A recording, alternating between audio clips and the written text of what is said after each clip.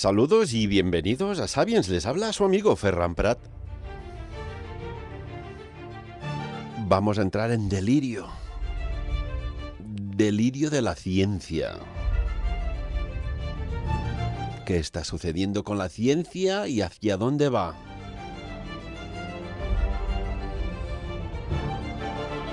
Para hablar de ello tenemos y saludamos a David Barba. David, muy buenos días, amigo mío. ¿Cómo estás? Hola, muy buenos días, Ferran. Muy bien, estupendamente. Tenemos que decir que David, si me permites, pues es periodista, un hombre del mundo de la comunicación, de la información, es escritor y también editor y director de Ediciones La Llave, que recientemente tenéis un libro a disposición de los lectores titulado, como decía, El delirio de la ciencia. Y el autor, pues, no es nada más ni nada menos que Curtis White. Explícanos, ¿quién es Curtis White? Bueno, pues Curtis White es un crítico cultural americano, viene muy bien avalado por filósofos como Slavoj Žižek, por ejemplo, por un escritor como Paul Auster, que es un gran admirador suyo, ha sido amigo de gente de la cultura en Estados Unidos, lleva trabajando décadas, y es un hombre que es autor de varios bestsellers de divulgación en Estados Unidos, pero de una divulgación muy crítica. Digamos que algo a lo que estamos poco acostumbrados aquí. Es un hombre que se dice que es un gruñón empedernido, y esto significa que tiene una capacidad para la crítica y el detalle muy importante. Así que, bueno, Paul Auster, por ejemplo, dice de él que es un maestro de embrujos, de parodias, de metáforas deslumbrantes. David Foster Wallace era un gran amigo de Curtis White y dice que es un pensador muy convincente, muy agudo, con unas metáforas muy bellas, muy despiadado también. Y entonces la sofisticación intelectual de este hombre, unido a su capacidad crítica, pues da unos libros que son una auténtica gozada. Y este en concreto, El delirio de la ciencia, pues es un libro donde se mete no con la ciencia, ojo, no es una crítica contra la ciencia, sino contra el cientificismo, que es otra cosa completamente diferente. Tenemos que decir que aparte es una persona que quizás en estos tiempos nos interesa escuchar mucho para tener lo que podríamos decir una libertad intelectual, cuando parece ser que cuando más libres somos te das cuenta que menos libres eres. Todo viene condicionado, todo viene con fecha de caducidad, nos llevan hacia donde quieren. Por tanto, es interesante leer, entender, comprender las capacidades que tenemos de movimiento que no tenemos en realidad. Bueno, perfecto que digas esto, Ferran, porque es ahí donde pone el acento sobre todo Curtis White. Él dice que el cientificismo es una forma de pensamiento único. Cuando hablamos de cientificismo, queremos decir una ideología que piensa que la ciencia tiene la razón absoluta sobre todo, que la ciencia será algo así como lo que nos convertirá en seres humanos al 100%, nos liberará de todos los males, los pesares, etcétera. Es una creencia irracional que mucha gente en el mundo de la ciencia pues desgraciadamente da por buena de una manera un tanto fanática y sin darse mucha cuenta de que es una manera de pensar llena de metáforas, precisamente de las metáforas que los científicos supuestamente serios y objetivos no validan porque son metáforas y no hechos científicos. Entonces, claro, todo este pensamiento, como digo, está lleno de falacias.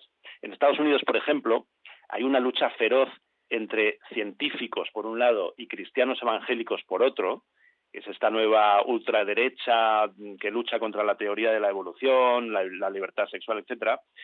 Y Curtis White critica que en Estados Unidos, mientras esta ultraderecha evangélica ha logrado imponer su pensamiento único en la política americana, por otra parte, estos científicos, estos cientificistas que él acusa de ser neoliberales y muy amigados con el capitalismo, pues han producido 2 décadas de libros triunfalistas que dicen que por fin la ciencia y la razón han vencido a la religión. Y esto es, pues, pura ideología, es una falacia, no es verdad, lo estamos viendo con Donald Trump, lo estamos viendo con una serie de movimientos ideológicos terribles en Estados Unidos y en otras partes del mundo.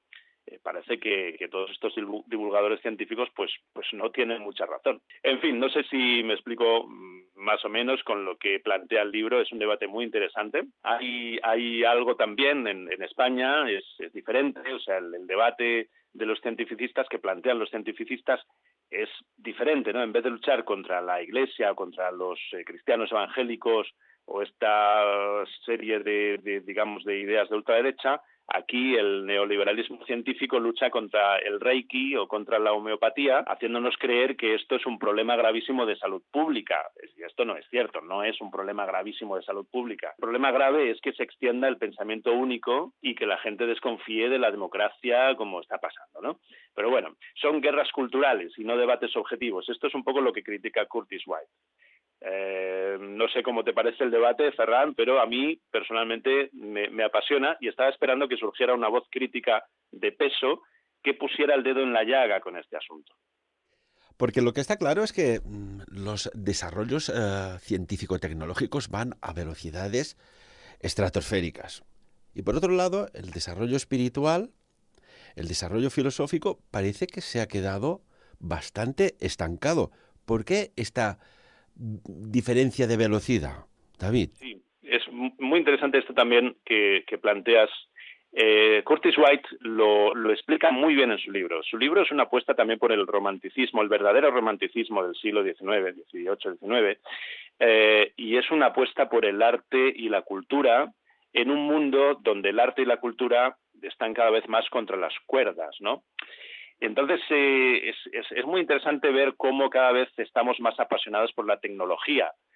Ahí se ve muy bien cómo, por ejemplo, la neurociencia se ha vuelto una aliada total del neoliberalismo.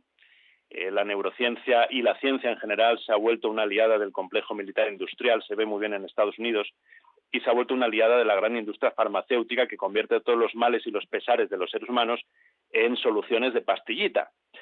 Entonces, esto no quiere decir que tengamos que rechazar ni a la ciencia ni a la farmacia. Obviamente que no vamos a rechazar las tecnologías que hemos creado, que hemos desarrollado, pero sí es cierto que la tecnología, como ideología que lo va a solucionar todo, pues esto es tomar una posición fantástica, fantasiosa, una posición pseudocientífica en sí misma, y causa muchos problemas también, ¿no? Hace poco, en una entrevista, decía un médico de la sanidad pública, el doctor Sitges Serra, que en sanidad a veces es peor tener máquinas que no tenerlas. O sea, a veces no tiene sentido gastarse millones en que te opere un robot, dejando, por ejemplo, que se pierda la pericia de los buenos cirujanos, a los que prácticamente se les pide que se conviertan en tecnólogos, en manejadores de máquinas súper complicadas cuyo mantenimiento cuesta 100.000 euros cada año, ¿no?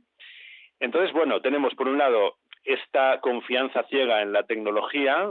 Parece que a todo se le pueda poner parches tecnológicos, se nos va cayendo el medio ambiente, bueno, pues ya pondremos desaladoras si no hay agua, ¿no?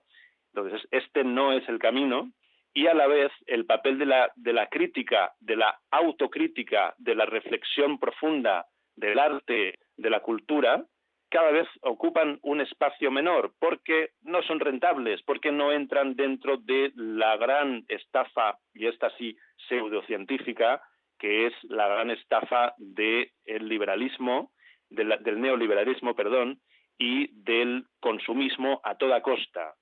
Entonces, tenemos un panorama bastante desolador en este sentido. Curtis White aboga por recuperar ideas del romanticismo, el romanticismo como contracultura, y contracultura no es tomar una posición de revolución, de ir a tomar el Palacio de Invierno o a quemar la Casa Real, es desarrollar espacios del underground donde hacer que surjan maneras de pensar divergentes en un mundo que tiende cada vez más al pensamiento único. Y aquí es donde da duro este hombre, ¿no? Hablabas de la medicina. ¿Tú crees que, por ejemplo, los cirujanos, los traumatólogos, acabarán convirtiéndose en pilotos de nanodrones para hacer operaciones en lugares recónditos del cuerpo? Y después, no sé, me surge la pregunta si el siguiente paso será que estos nanodrones cirujanos ya sean basados en algoritmos que ya operen por previa programación. Nos está alejando, y lo decías muy bien, ¿no?, de la pericia del médico cirujano a la tecnología autónoma. Claro, esto es un punto muy importante del debate, ¿no? Este doctor Sitges Serra, en esta entrevista hace unos días, una entrevista que ha sido muy criticada porque hay mucha gente que parece que le tocas un poquito la llaga y ya se ponen muy nerviosos, ¿no? Pues decía esto, ¿no? Que todo el mundo quiere que haya más y mejores máquinas en su hospital y nuevos fármacos en un progreso sin límites, y esto también es una falacia. Él lo decía que es un mecanismo de autodefensa, ¿no? Que queremos seguir en la vida más, como si fuéramos a vencer a la muerte. Y dice que esto es un mal camino, que de momento nos ha conducido al sobrediagnóstico. Y por ejemplo, él pone el ejemplo de que ahora con el tema de las mamografías, bueno, pues hay cada año una cierta cantidad, un pequeño porcentaje de mujeres que acaban pues mamografiadas y diagnosticadas mal, y esto tiene una serie de consecuencias graves, ¿no? Yo qué sé, pasa con tantas cosas, ¿no? Entonces, la cuestión, tú antes has dicho una palabra que para mí es clave, la cuestión es ¿qué entendemos por espiritualidad, ¿no? Tú has dicho la palabra espiritual. Para mí, espiritual no tiene que ver con religioso.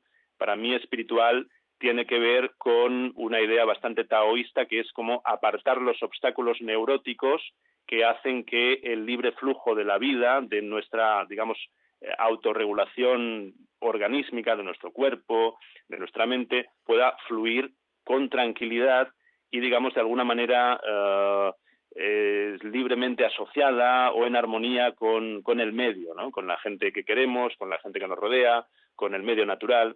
Entonces, le ponemos demasiadas cosas encima a ese libre flujo de la vida, y entonces la vida se estanca. Y como se estanca, nos pone neuróticos, y entonces tenemos que encontrar montones de parches que nos hagan creer que vamos a poder vivir eternamente, que vamos a ser superhombres o supermujeres, en fin, qué sé yo. Son fantasías científicas que de alguna manera explica muy bien en el romanticismo un libro como el libro de Frankenstein, ¿no? El libro que, digamos, de alguna manera marca el inicio de la crítica contra el cientificismo. De alguna manera en este libro se despiertan, se condensan todos los miedos que los seres humanos sentimos ante toda esta maravilla que es la ciencia, y al mismo tiempo esta amenaza de deshumanización. Esto es lo que no queremos. No queremos que la ciencia nos deshumanice. Por eso a veces hay mucha gente que se le ponen los pelos de punta ante lo que se va descubriendo, lo que se va inventando, y a veces se avanza mucho, pero no son cosas que sirvan para la vida, son cosas que sirven para alimentar nuestro narcisismo más bien, ¿no? Siempre se dice, ¿no? Empieza el día con buena energía. En este sentido, Curtis White nos explica o nos dice, pues, ¿qué es un buen almuerzo? Eh, sí, a ver, sí, esto lo dice, en el primer capítulo del libro habla del no recuerdo exactamente cuál era la frase, pero ¿Qué es un buen almuerzo? Dice. ¿qué es un buen almuerzo? Pero ahora mismo no recuerdo cuál era el contexto. Creo que es una frase que dice uno de los. Mira, tengo el libro delante, lo estoy buscando. Sí, bueno, voy a leer simplemente una frase. Dice: un evangélico y un científico están dando un paseo en el bosque, y en el bosque solo se oye el eco de su eterna cantinela. Evolución, diseño, una pelea entre los dos, ¿no?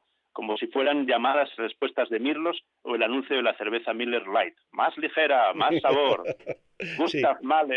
Gustav Mahler, bueno, se les acerca en la dirección contraria, se detiene frente a ellos y les dice: no hace falta discutir sobre el origen de este mundo, de estas montañas y estos árboles. Con un gesto espléndido, como si convocara a la orquesta de un tutti, añade: yo he compuesto todo esto. Y el evangélico y el científico dirigen a Mahler una mirada con la que parecen preguntarse: ¿qué pinta este aquí? ¿Qué pinta este aquí, no?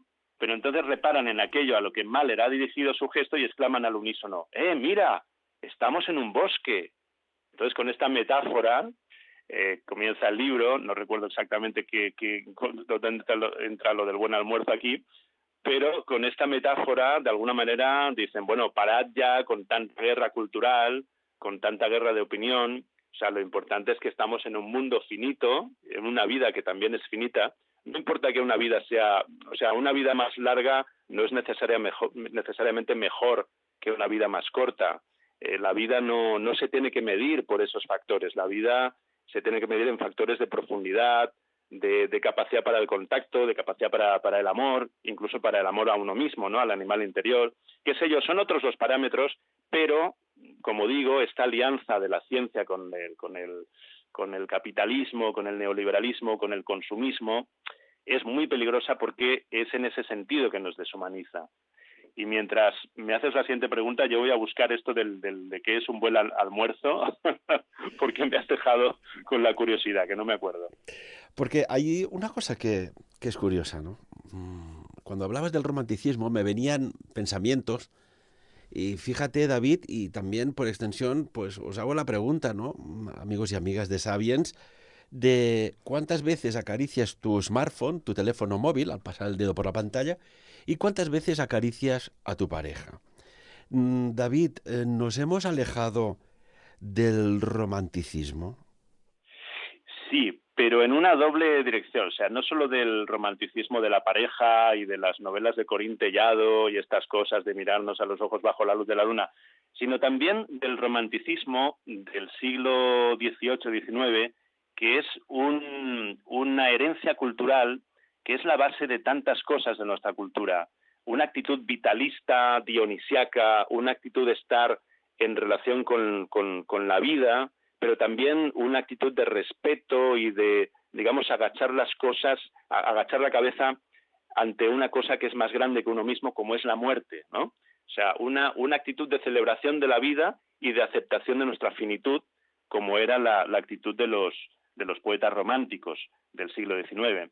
Entonces, sí, nos hemos alejado del romanticismo y nos está pasando mucha factura, porque el mundo está muy frío, muy seco, muy lleno de productos de consumo, y porque nuestra cabeza está muy llena de ruido y tratamos de apagarlo pulsando a las teclas del móvil, y lo único que conseguimos es entrar en un circuito interminable de creación de ruido y de pequeñas respuestas automáticas de serotonina que hacen que nos quedemos más anclados todavía a este circuito.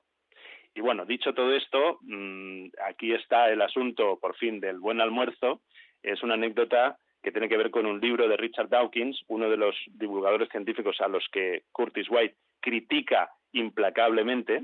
Richard Dawkins tiene un libro que se llama El espejismo de Dios, y en una charla que tuvo con Jim Watson, otro científico, el genio que fundó el proyecto del genoma humano, dice que algunas personas no perciben conflicto alguno entre ciencia y religión, porque dicen que la ciencia trata de cómo funcionan las cosas y la religión trata de lo que son. Y Watson le respondió, bueno, no creo que estemos aquí por algo determinado, somos simples productos de la evolución. Tal vez podrías decirme, vaya, tu vida debe ser muy deprimente si piensas que no tiene ningún propósito, pero yo estoy disfrutando de un buen almuerzo. Y Dawkins dice, bueno, nosotros ese día también disfrutamos de un buen almuerzo.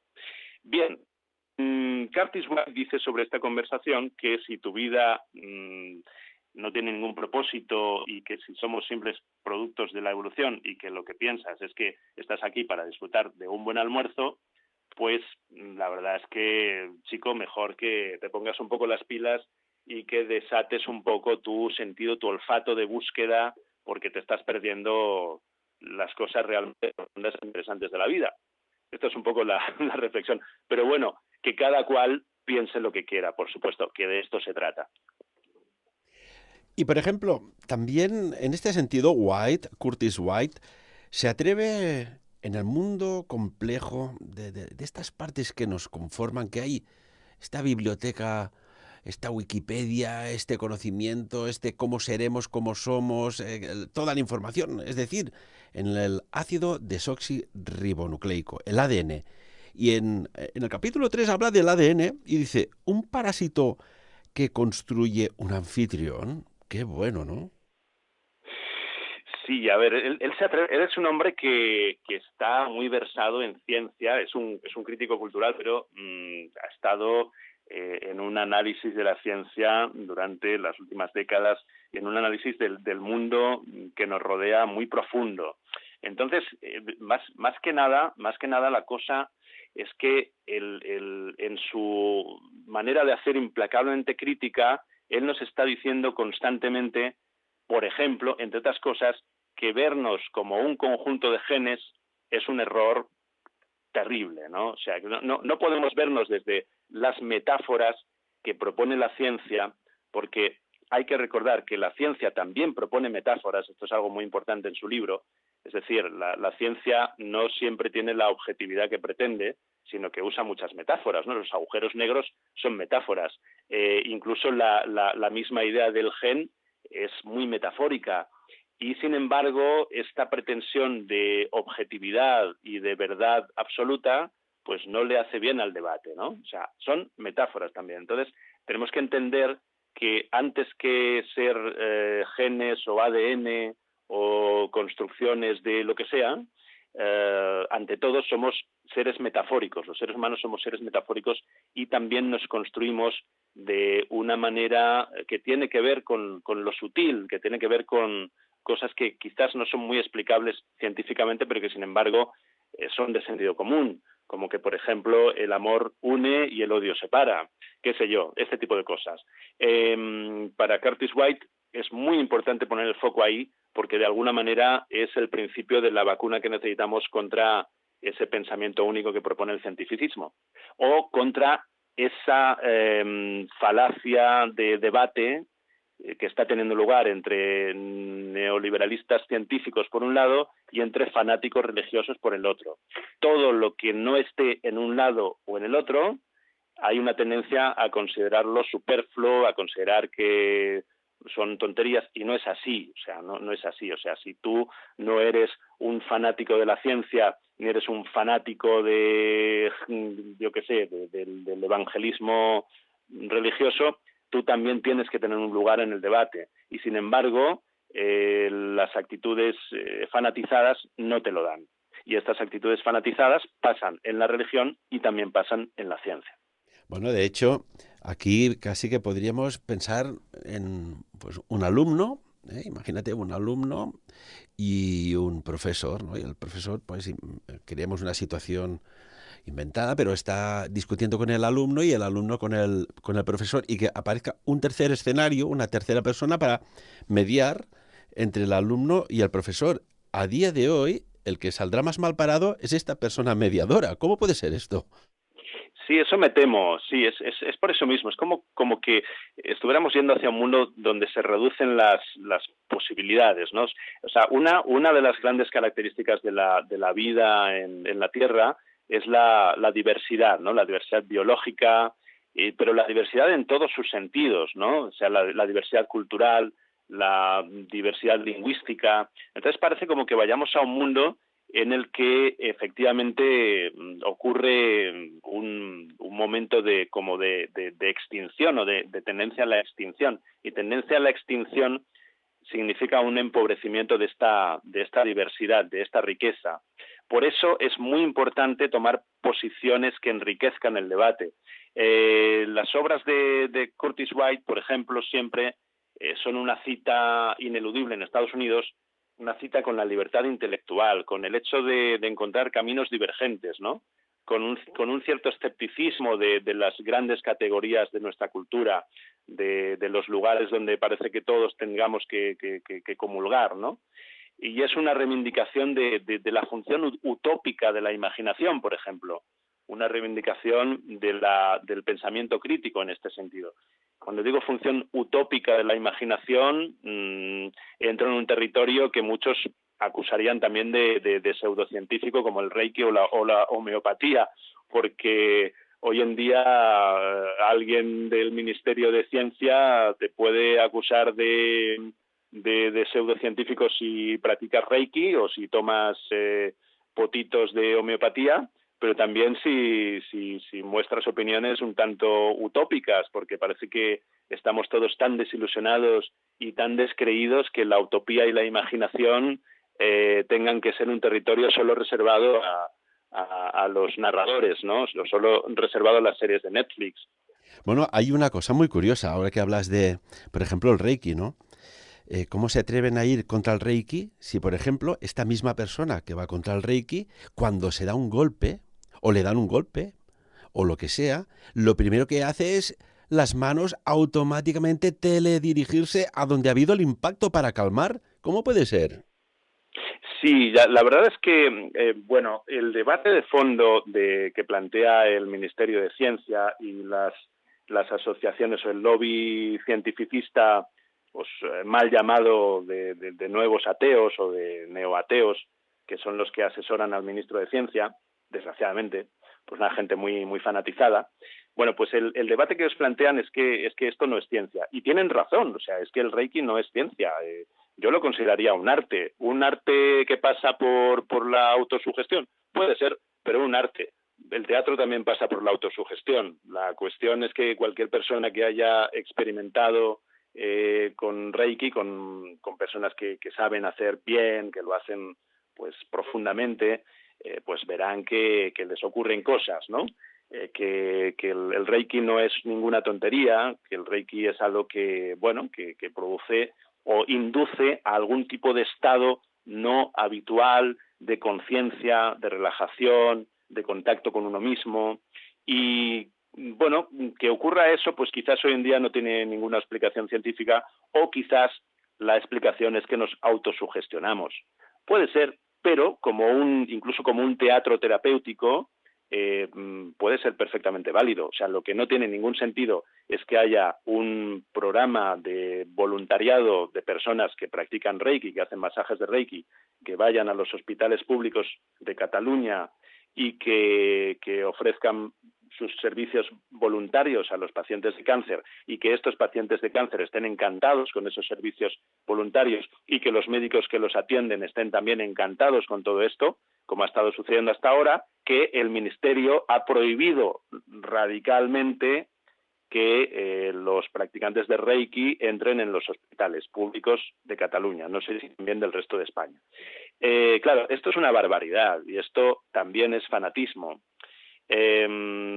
Podríamos perfectamente considerar a los practicantes de Reiki como una rama del arte o de la artesanía o del teatro, da igual, si es que no se trata de un debate sobre si es ciencia o no es ciencia, se trata de un debate donde se tiene que tener en cuenta sobre todo y por encima de todo la humanidad y el gran bien que hace el acompañamiento cuando uno está en una situación crítica en la vida.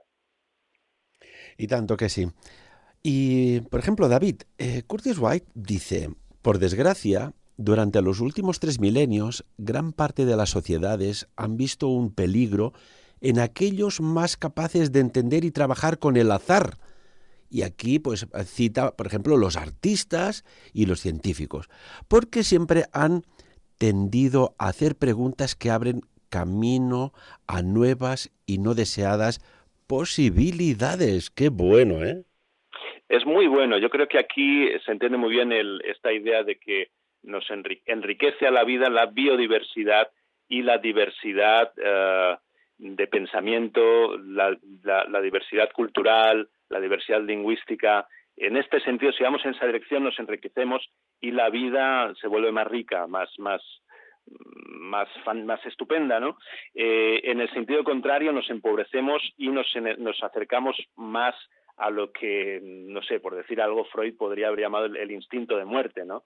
Digamos que esto es muy importante. Esa función utópica de la imaginación que decía antes, es muy importante que esté presente no solo en la cultura, no solo en el arte, no solo en la narrativa, también en la ciencia, por supuesto que sí, porque si no parece que nos tenemos que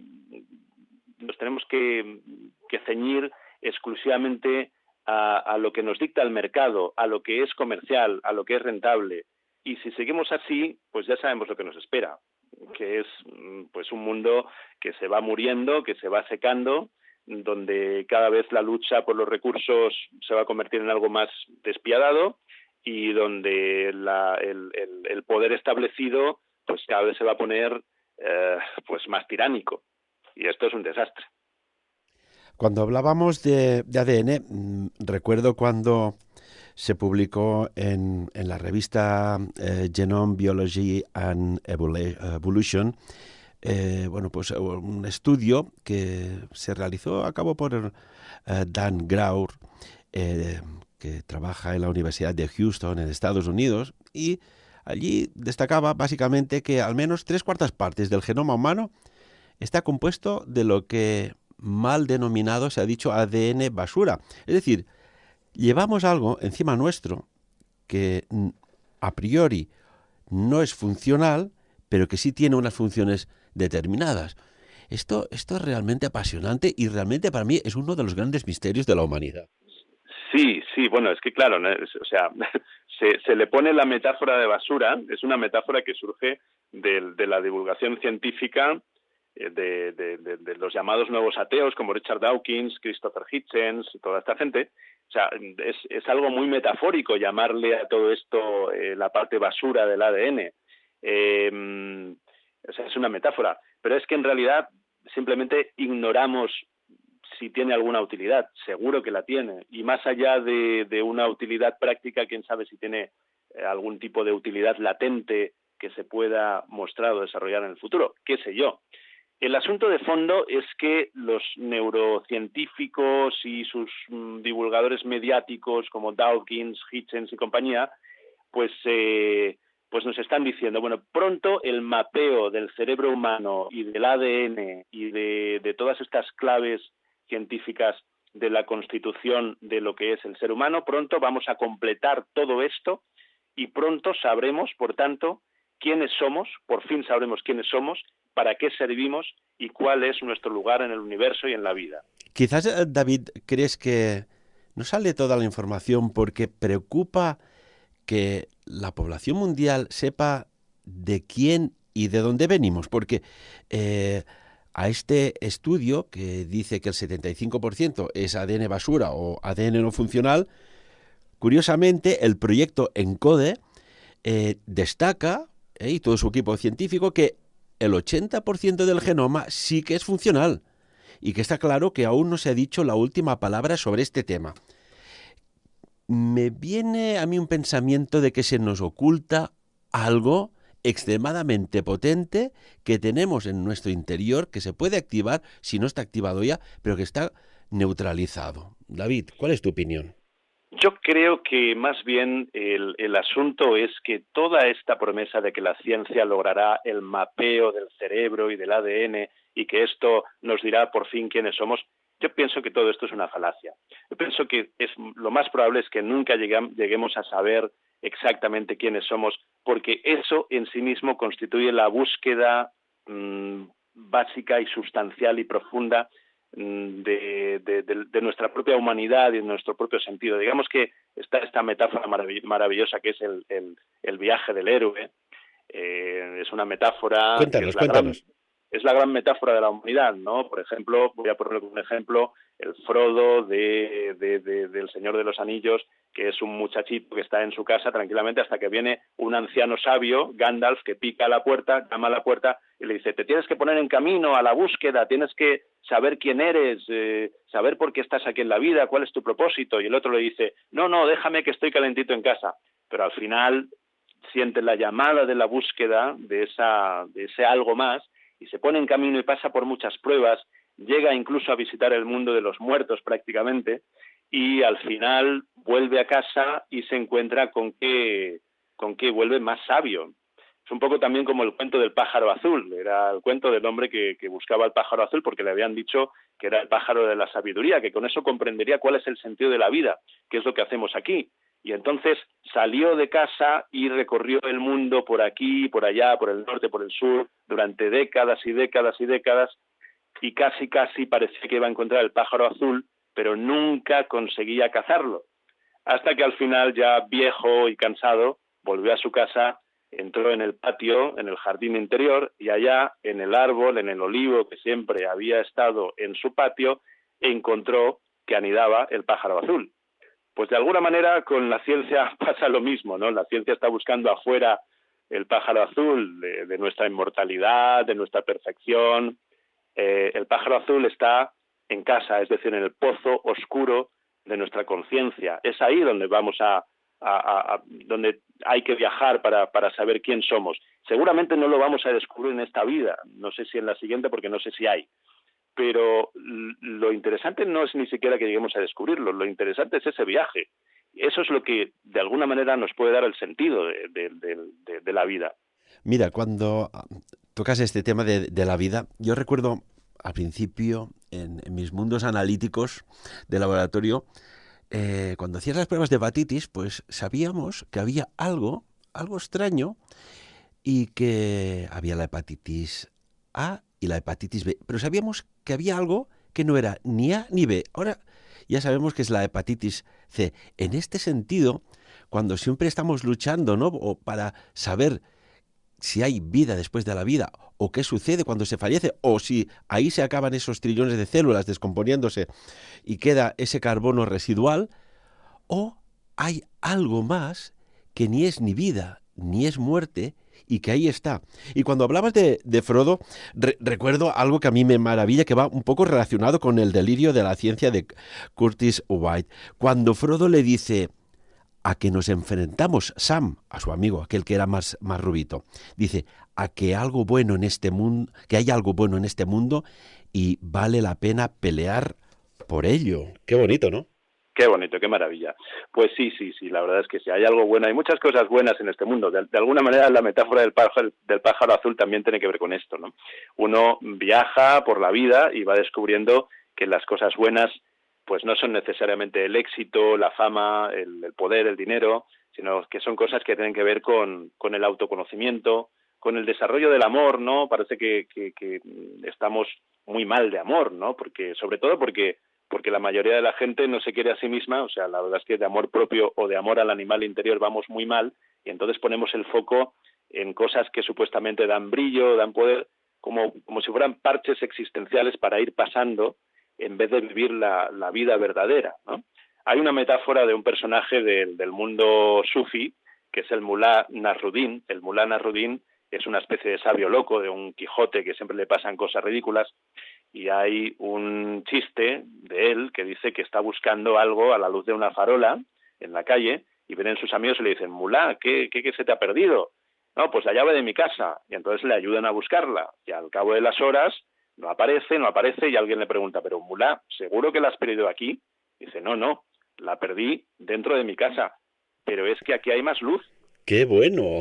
Entonces, bueno, es un Genial. chiste muy clásico del Mulá Nasruddin, que le recomiendo a todo el mundo que investigue sobre este señor, sobre el Mulá Nasruddin. Es muy divertido, siempre te da lecciones muy profundas sobre la condición humana, y esta es una de ellas, ¿no? Es como que la neurosis es eso, es buscar allá donde hay más luz, en vez de buscar la llave, es decir, nuestro yo profundo, en el pozo oscuro de la conciencia, es decir, en casa, ¿no? Adentro de casa.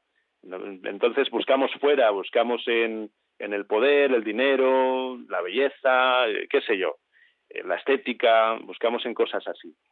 Y claro, por ahí es por donde nos perdemos. Ahí, La ciencia se pierde también en esos caminos, se pierden en caminos que son muy a menudo los caminos del poder también, ¿no? Entonces, también de alguna manera este libro de Curtis White es una llamada de atención para que los científicos o los divulgadores científicos, para que no se pierdan, para que vuelvan a ese camino del autoconocimiento profundo, que es no el autoconocimiento solamente de uno mismo, sino el autoconocimiento de la humanidad. hay una cosa, David, que ya que hablamos de la ciencia, el delirio de la ciencia, hay algo que ahí está y es una realidad incómoda.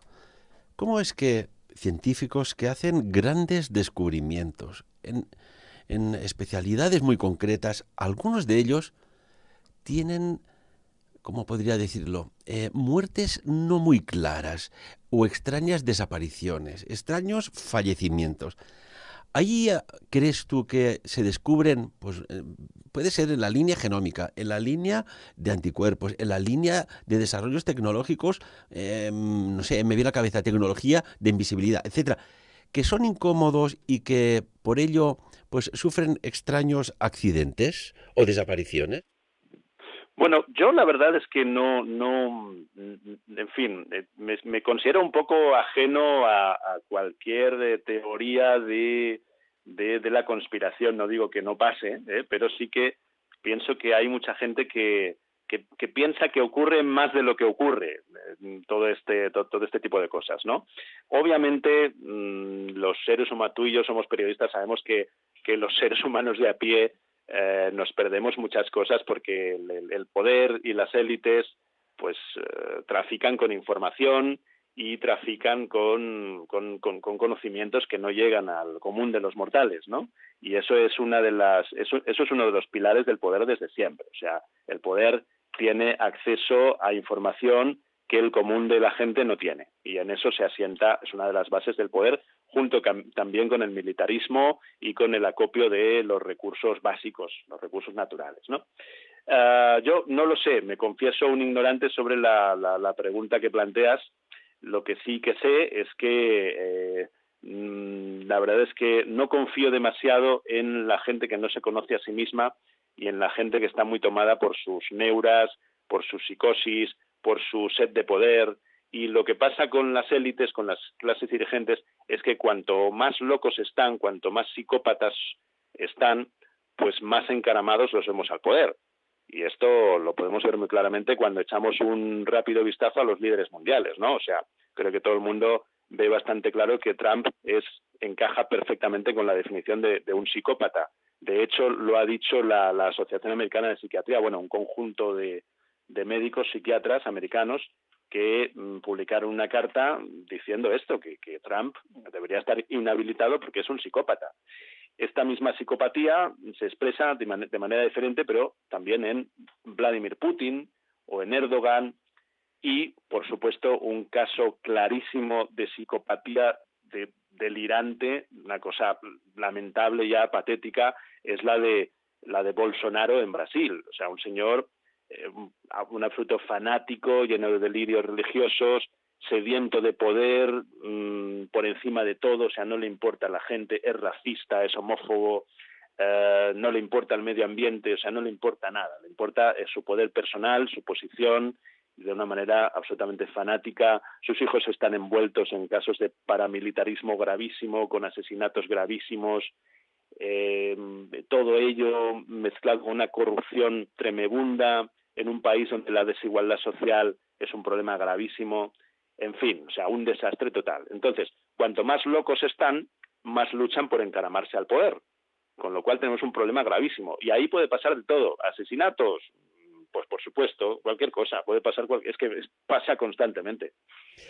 Y para acabar, David, en el libro El delirio de la ciencia, de Ediciones La Llave, autor Curtis White, habla y dice algo muy curioso, ¿no? Dice, no podemos desear nada porque nuestros cerebros actúan por nosotros. Son como ordenadores o sistemas y la naturaleza también lo es. Por tanto, nadie debe sorprenderse de que nuestras vidas estén sistematizadas. ¡Qué maravilla!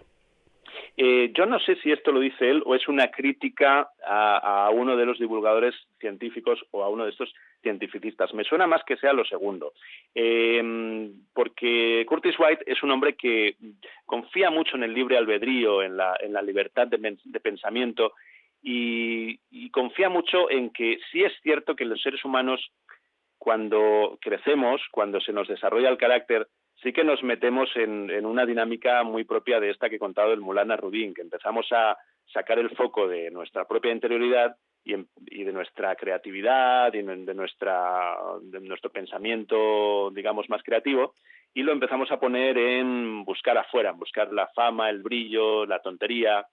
Entonces, me imagino que lo dice un poco por ahí, ¿no? Que es en ese proceso que nos automatizamos, que nos volvemos un poco robots, que nos volvemos previsibles, que nos volvemos un poco como antipáticos, qué sé yo. Pero al mismo tiempo él confía muchísimo en la capacidad de regresar a nosotros mismos, que nos permite el arte, la cultura, qué sé yo, la contemplación, el hecho de poder estar en silencio. Por ejemplo, no sé quién decía recientemente también que el silencio y el caminar son dos actitudes rebeldes hoy en día en nuestra cultura. Son dos actitudes que no llevan a ninguna parte aparentemente, son actitudes que no son comerciales, ¿no? Caminar por la ciudad, por ejemplo, en toda América es casi un imposible ya, o sea, no se puede caminar por la ciudad por cuestiones de seguridad pública, por cuestiones de que las ciudades no están hechas para caminar. Nosotros tenemos la suerte de vivir en ciudades que sí, que todavía, en cierto modo, están hechas para caminar, y eso es una bendición. En fin, qué sé yo, los seres humanos estamos muy automatizados y es bueno darse cuenta de ello, es bueno reflexionar y entrar en un proceso, digamos, psicoespiritual que le permita a uno saber cómo son sus automatismos de carácter, cómo reacciona de una determinada manera cuando se encuentra delante de una misma situación, como si fuera un puñetero robot, cómo reacciona con la misma pataleta, o cómo reacciona haciéndose daño a sí mismo otra vez, o poniéndose victimista, o lo que sea. Y al mismo tiempo, qué maravilla poder confiar, poder tener la confianza básica en la vida de que uno puede dejar eso atrás. Y esto tiene que ver de nuevo con el viaje de Frodo Bolsón, el famoso Frodo, o el famoso Ulises, o el famoso Gilgamesh, que son todos estos héroes de la narrativa universal que han hecho este viaje del héroe, donde se han, digamos, liberado de sus automatismos y se han convertido en personas más sabias y más profundas. Y cuando hablamos de sabios, tenemos que ser sabios, que nos quedan pocos minutos ya de programa, 2 exactamente, pero me gustaría volverte a tener con nosotros, David, porque sé que tenéis un libro muy interesante que me han pedido muchísimas personas que tratáramos un día u otro aquí en Sapiens el tema del libro de los muertos. Y sé que tú tienes mucha información al respecto. Sí, te puedo decir que existen libros de los muertos en muchas culturas y tradiciones espirituales y filosóficas del mundo. Posiblemente el más conocido es el libro tibetano de los muertos, hablaremos de él, y también en la editorial le hemos publicado a un señor llamado E.J. Gold, muy interesante, de Estados Unidos. Le hemos publicado un libro que se llama El libro contemporáneo de los muertos, que es una adaptación a nuestra cultura, a nuestras coordenadas, de esos libros de muertos que hay en todas las culturas. Hay un libro de los muertos de los egipcios, otro libro de los muertos de los tibetanos, etcétera, etcétera. Podemos hablar de ello, por supuesto, es un tema interesantísimo. ¿Y por qué todas estas culturas tienen libros sobre los muertos, que son libros para acompañar a las personas que están en proceso de morir, a las personas que mueren y a las personas que, según estas culturas, inician un viaje después de muertos para llegar a un lugar más allá de la vida? Todo eso es muy interesante. Hablaremos de ello, por supuesto. Y que no pase mucho tiempo, David. Y Ferran, quiero decirte que me parece muy sorprendente y una auténtica locura poder sostener la conversación que hemos tenido un día a las 11 y pico de la mañana de un jueves como hoy en una radio. O sea, me parece delirante. Esto sí es un delirio. Te felicito por este programa y por los invitados delirantes que tienes y, bueno, sí, que se repita. David Barba, director de Ediciones La Llave, escritor, periodista, una persona de mente actual, no digo abierta porque tendrían que estar todas abiertas. Como siempre, un placer tenerte aquí en Sapiens. Muchas gracias. Gracias a ti, un abrazo. Y amigos y amigas, como siempre, hoy hemos hablado del delirio de la ciencia. Autor Curtis White, por voz de este gran hombre, gran comunicador como es David Barba. De lo dicho aquí, muy importante, por encima de todo, que cada uno saque sus propias conclusiones. Sapiens. Dirigit i presentat per Ferran Prat.